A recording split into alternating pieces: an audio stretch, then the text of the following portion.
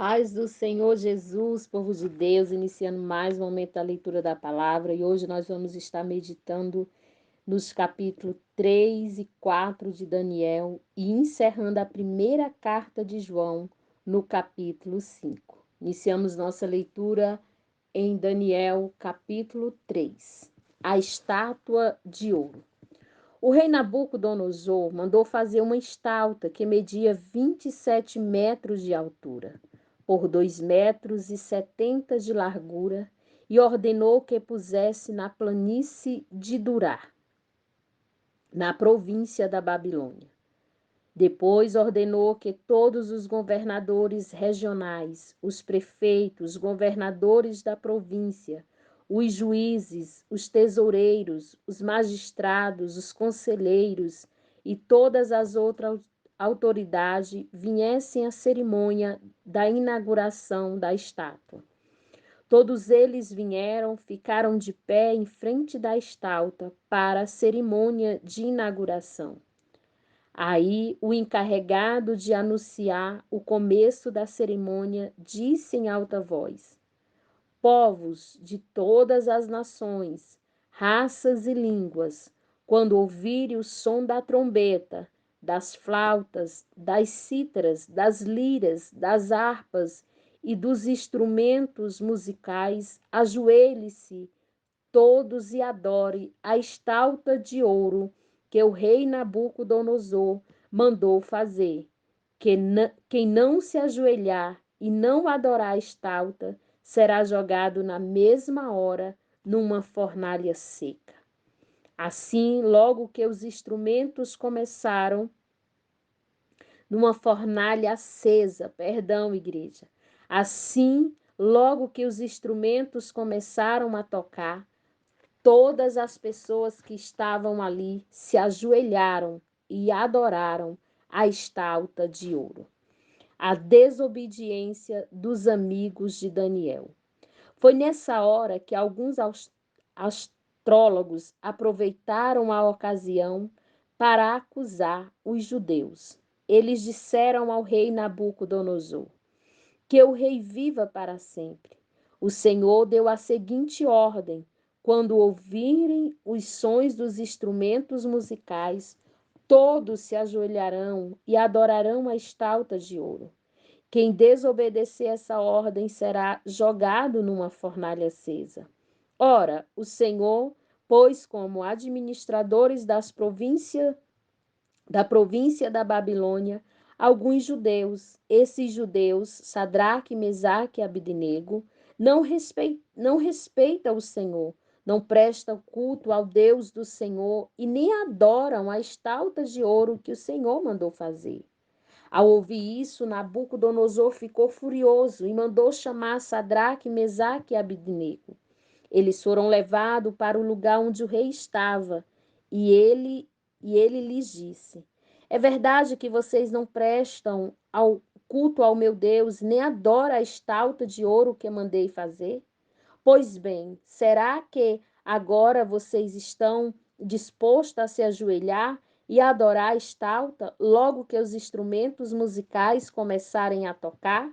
Senão vocês serão jogados na mesma hora numa fornalha acesa. Quem é o Deus que poderá salvar? Sadraque, Mesaque e Abidnego responderam assim: ó rei, nós não vamos nos defender, pois se o nosso Deus, a quem adoramos, quiser, ele poderá nos salvar da fornalha e nos livrará do seu poder, ó rei. E mesmo que o nosso Deus não nos salve, o Senhor pode ficar sabendo que não nos prestaremos culto ao seu Deus e nem adoremos a estátua de ouro que o Senhor mandou fazer. Os 3 moços na fornalha acesa. Ao ouvir isso, Nabucodonosor ficou furioso com os 3 jovens. Aleluia! E vermelho de raiva mandou que se esquentasse a fornalha 7 vezes mais do que de costume. Depois mandou que os soldados mais fortes amarrassem Sadraque, Mesaque e Abidnego e os jogassem na fornalha. Os 3 jovens, completamente vestidos com seus mantos, capa, chapéu e todas as outras roupas foram amarrados e jogados na fornalha. A ordem do rei tinha sido cumprida e a fornalha estava mais quente do que nunca. Por isso, as labaredas mataram os soldados que jogaram os 3 jovens lá dentro. E amarrados, Sadraque, Mesaque e Abidnego caíram na fornalha. De repente, Nabucodonosor se levantou e perguntou, muito espantado, aos seus conselheiros: Não foram 3 os homens que amarramos e jogamos na fornalha? Sim, senhor, responderam eles. Como é então que estou vendo 4 homens andando solto na fornalha? Perguntou o rei. Eles estão passeando lá dentro sem sofrerem nada, e o 4º homem parece um anjo. Aí o rei chegou perto da porta da fornalha e gritou: Sadraque, Mesaque, Abidnego, servos do Deus Altíssimo, saiam daí e venham cá. Os 3 saíram da fornalha e todas as autoridades que estavam ali chegaram perto deles e viram que o fogo não havia feito nenhum mal a eles. As labaredas não tinham chamuscado nem um cabelo. Aleluia! As labaredas, louvado seja o nome de Jesus, chamuscado e nenhum cabelo da sua cabeça. Suas roupas não estavam queimadas e eles não estavam com cheiro de fumaça. O rei gritou que o Deus de Sadraque, Mesaque e Abidnego seja louvado. Ele enviou o seu anjo e salvou os seus servos que confiam nele. Eles não cumpriram a minha ordem. Pelo contrário, escolheram morrer em vez de se ajoelhar e adorar um Deus que não era o Deus dele. Por isso, ordeno que qualquer pessoa, seja qual for a raça, nação ou língua, que insultar o nome do Deus de Sadraque, Mesaque e Abidnego, seja cortada em pedaços e que a sua casa seja completamente arrasada, pois não há outro Deus que possa salvar como este. Então o rei Nabucodonosor colocou os 3 jovens em cargos ainda mais importantes na província da Babilônia. Capítulo 4 de Daniel. Nabucodonosor tem outro sonho. O rei Nabucodonosor mandou os povos de todas as nações, raças e línguas a seguinte mensagem: Felicidade e paz para todos. Quero que todos saibam dos maravilhosos milagres que o Deus Altíssimo fez em meu favor. Grandes são os seus milagres e as suas coisas que ele fez são espantosas, pois ele é o Rei eterno e reinará para sempre. E continuou: Eu, Nabucodonosor, vivia passeando no meu palácio e tudo ia muito bem. Mas certa noite tive um sonho que me deixou preocupado. Enquanto dormia, ideias e visões horrorosas tomaram conta de mim. Por isso mandei chamar todos os sábios da Babilônia para que explicasse o sonho. Vieram então os sábios, os adivinhos, os astrólogos e os feiticeiros, e eu lhe contei o sonho, mas nenhum deles pôde explicá-lo. Finalmente apresentou-se Daniel, conhecido também como Beltesazar, nome que recebeu em honra do meu Deus. O Espírito dos Santos Deus está nele, e por isso eu lhe contei o meu sonho. Eu disse: Beltesazar, chefe dos adivinhos, eu sei que o Espírito dos Santos Deus está em você e que não há mistério que você não possa explicar. Por isso vou lhe contar o sonho e quero que você explique o que ele quer dizer. Eu estava deitado na cama e de repente tive uma visão. Nela vi uma árvore muito alta plantada no centro da terra. A árvore cresceu e cresceu até tocar o céu. Era tão grande que podia ser vista de qualquer lugar do mundo. As suas folhas eram belas e ela davam tantas frutas que o mundo todo podia se alimentar dela. Animais selvagens descansavam na sombra da árvore e as aves faziam ninhos nos seus galhos e todos os seres vivos se alimentavam das frutas. E eu ainda estava sonhando quando de repente vinha um anjo vigia que descia do céu e dizia em voz muito alta: derrube a árvore, corte os seus galhos, tirem as folhas e jogue fora as frutas.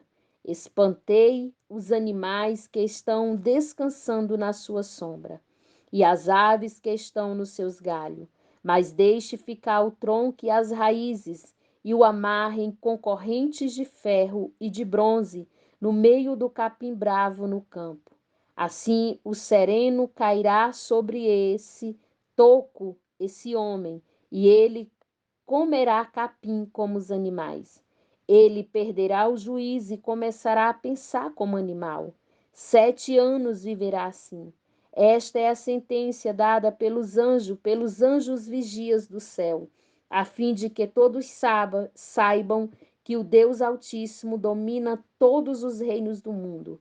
Ele dá esses reinos a quem quer, mesmo ao mais humilde de todos os homens. Nabucodonosor terminou dizendo: foi esse o sonho que tive, e nenhum dos meus sábios pode me explicar o que ele quer dizer. Mas você, Beltesazar, pode dar a explicação, porque o Espírito dos santos deuses está em você. Portanto, explique o que o sonho quer dizer. Daniel explica o sonho. Ao ouvir isso, Daniel, também conhecido como Beltesazar, ficou espantado e por alguns instantes não sabia o que pensar. O rei lhe disse: Beltesazar, não se preocupe com o sonho, nem o que ele quer dizer. Mas Daniel respondeu: Ó rei, quem dera que o sonho e a sua mensagem não fosse a respeito do Senhor, mas a respeito dos seus amigos. O Senhor viu uma árvore que cresceu e cresceu até tocar o céu, e que era tão grande que podia ser vista de qualquer lugar do mundo. As suas folhas eram belas e ela davam tantas frutas que o mundo todo podia se alimentar delas. Animais selvagens descansavam na sombra da árvore e as aves faziam ninho nos seus galhos. Aquela árvore, ó rei, é o Senhor, pois o Senhor se tornou poderoso e o seu poder aumentou tanto que chegou até o céu, e o seu domínio se estendeu pelo mundo inteiro. E o Senhor viu também um anjo vigia descendo do céu e dizendo: derrubem a árvore e quebre todos os seus galhos, mas deixe ficar o tronco e as suas raízes, e o amarre com correntes de ferro e de bronze, para que fique no meio do capim bravo no campo. Assim o sereno cairá sobre esse homem, e ele terá de comer o que os animais comem. 7 anos ele viverá assim. Daniel continuou: e agora vou dar a explicação. Este sonho trata da sentença do Deus Altíssimo contra o Senhor, rei. O Senhor será expulso do meio dos seres humanos e ficará morando com os animais selvagens. O Senhor comerá capim como os boi, dormirá ao ar livre, ficará molhado pelo sereno. Isso durará 7 anos, até que o Senhor reconheça que o Deus Altíssimo domina todos os reinos do mundo e coloca como rei o homem que ele quer. A ordem do anjo para que se deixasse ficar o toco da árvore com as suas raízes quer dizer que o Senhor será rei de novo, mas só quando confessar que Deus domina o mundo inteiro. Ó rei, aceite o meu conselho, deixa de pecar e faça o que é certo, acabe com as suas maldades e ajude os pobres. Assim, talvez o Senhor possa continuar a viver em paz e felicidade. De fato, tudo isso aconteceu com o rei Nabucodonosor. 12 meses mais tarde, ele estava passeando no terraço do seu palácio na cidade de Babilônia e disse: como é grande a cidade de Babilônia! Como meu grande poder eu a construí para ser a capital do meu reino, a fim de mostrar a todos a minha grandeza e a minha glória. O rei ainda estava falando quando veio uma voz do céu que disse: preste atenção, rei Nabucodonosor. Este reino não é mais seu. Você será expulso do meio dos seres humanos e ficará morando com os animais selvagens e comerá capim como os bois. Isso durará 7 anos até que você reconheça que o Deus Altíssimo domina todos os reinos do mundo e coloca como rei quem ele quer. Naquele mesmo instante, cumpriu-se a sentença contra Nabucodonosor. Ele foi expulso do meio dos seres humanos e começou a comer capim com os bois. Dormia ao ar livre e ficava molhado pelo sereno. O seu cabelo ficou comprido, parecido com penas de águia, e as suas unhas cresceram tanto que parecia garras de um gavião. O rei Nabucodonosor louva ao Deus Altíssimo. O rei disse: Depois de passados 7 anos, eu olhei para o céu e o meu juízo voltou. Aí agradeci ao Deus Altíssimo e dei louvor e glória, aquele que vive para sempre. Eu disse: O poder do Altíssimo é eterno, o seu reino não terá fim. Para ele, os seres humanos não têm nenhum valor. Ele governa todos os anjos do céu e todos os moradores da terra. Não há ninguém que possa impedi-lo de fazer o que quer.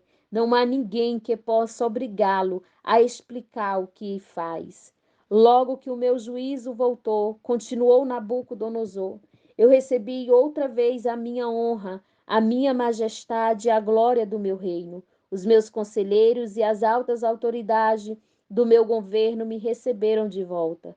Fui rei de novo, com mais poder do que antes. Portanto, eu, rei Nabucodonosor, agradeço ao Rei do céu e lhe dou louvor e glória. Tudo o que ele faz é certo e justo, e ele pode humilhar qualquer pessoa orgulhosa.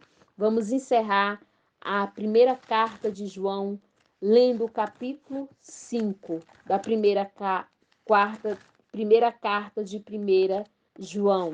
Aleluia, glória a Deus. Vitória sobre o mundo. Todos aqueles que creem em Jesus, que Jesus é o Messias, são filhos de Deus. E quem ama um pai, ama também os filhos desse pai. Nós sabemos que amamos os filhos de Deus quando amamos a Deus e obedecemos aos seus mandamentos. Pois amar a Deus é obedecer os seus mandamentos, e os seus mandamentos não são difíceis de obedecer, porque todo filho de Deus pode vencer o mundo. Assim como a nossa fé, conseguimos vitória sobre o mundo. Quem pode vencer o mundo? Somente aquele que crê que Jesus Cristo é o Filho de Deus. O testemunho sobre Jesus Cristo.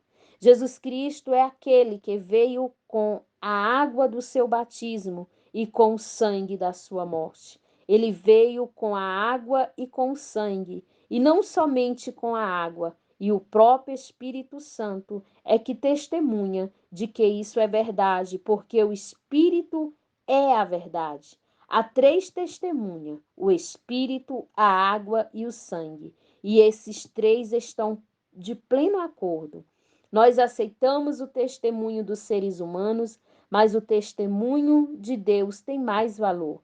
Esse é o testemunho que Deus deu a respeito do seu Filho.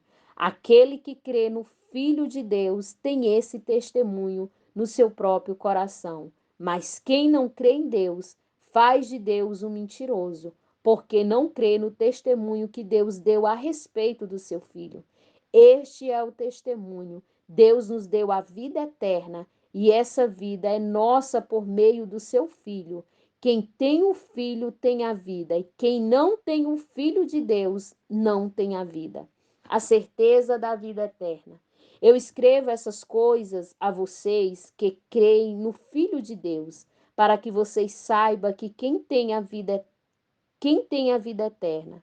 Quando estamos na presença de Deus, temos coragem aleluia, por causa do seguinte: se pedimos alguma coisa de acordo com sua vontade, temos a certeza que ele nos ouve. Aleluia. Assim sabemos que ele nos ouve quando lhe pedimos alguma coisa. E como sabemos que isso é verdade, sabemos também que ele nos dá o que pedimos.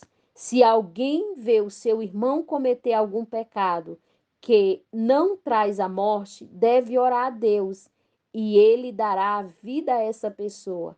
Isso no caso do pecado que não traz morte, mas há pecado que traz a morte. E eu digo E eu não digo que vocês orem a respeito desse pecado.